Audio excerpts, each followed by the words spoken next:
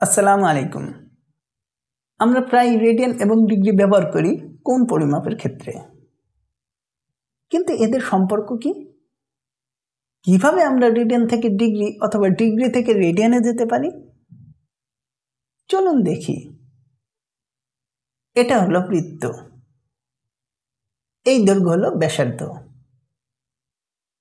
এখন আমরা আরো একটি ব্যাসার্ধ নেই এবং একে বৃত্তচাপ হিসেবে বৃত্তে স্থাপন করি। এটা হলো আরেকটি ব্যাসার্ধ। তাহলে আমরা পেলাম r সমান বৃত্তের চাপ। এই একক দৈর্ঘ্য বৃত্তের কেন্দ্রে একটি কোণ উৎপন্ন করে। এই কোণকেই বলে অনর্যাড।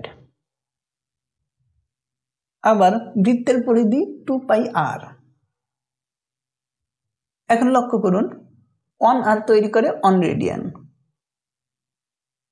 সুতরাং 2πr তৈরি করে 2π রেডিয়ান। এ কারণেই আমরা বলতে পারি বৃত্তের পরিধি 2π রেডিয়ান।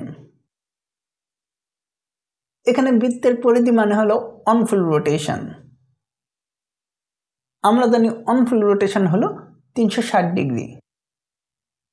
তাহলে আমরা লিখতে পারি 2π রেডিয়ান সমান 360 ডিগ্রি। এটাই হলো ডিগ্রি এবং রেডিয়ানের সম্পর্ক।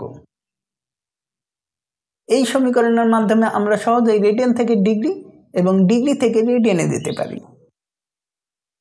ভিডিওটি দেখার জন্য ধন্যবাদ।